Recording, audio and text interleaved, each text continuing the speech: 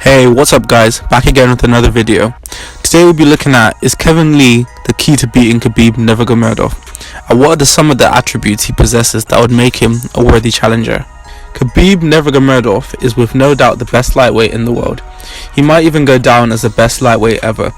He's in the conversation for greatest to ever do it. This man has not only lost one round in his career. His record isn't just an indication of his dominance, it's a symbol of UFC perfection.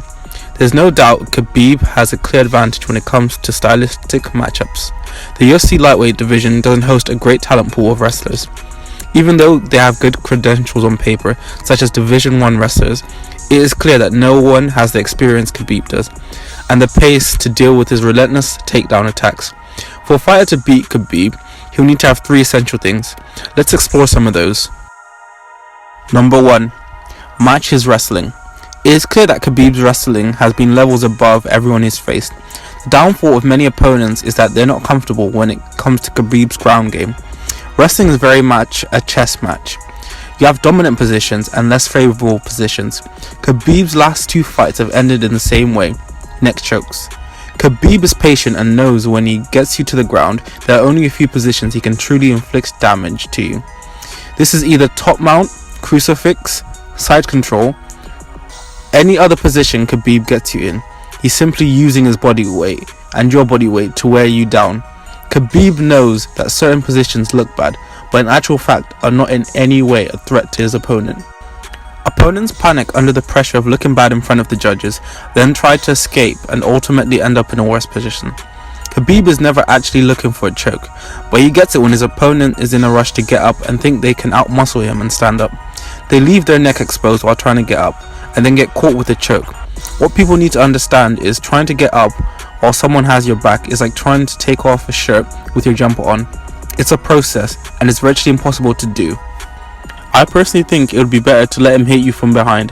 As crazy as that might sound, if you cover up properly, they're not the worst shots in the world to take. You could also move your head whilst on the floor. Just keep your hands up. The refs are instructed to ask you if you're okay before stopping the fight, but obviously that's due to how responsive you are, and it does vary situation to situation. Number 2. Have knockout power while standing. It's clear that the only weakness to Khabib's game is stand-up. Even though his stand-up is catching up to those of his peers, where Khabib is most uncomfortable is fighting on the back foot. Against Conor, we saw Khabib being able to stand toe-to-toe with McGregor and not look out of place. However, against Dustin Poirier, we saw Khabib moving back a lot more because Dustin was coming forward with his punches. It's clear that Khabib hasn't yet perfected the art of striking. He struggles to counter shots while moving back, which is why if his opponents can come forward and put pressure, Khabib will be compromised. Number 3. Lastly, Khabib's opponents need experience. You can always tell more about a fighter when they lose as opposed to when they win. In some cases, fighters are thrown into the deep end before they can even swim. I believe this was the case with Kevin Lee. Kevin Lee fought Tony when he was 25 years old, which is a young age in regards to MMA. Most fighters don't reach their prime until their late 20s, and some even in their early 30s. Kevin has managed to remain competitive and grab wins against Jake Matthews, Edson Barbosa, Mike Chiesa, and Gregor Gillespie.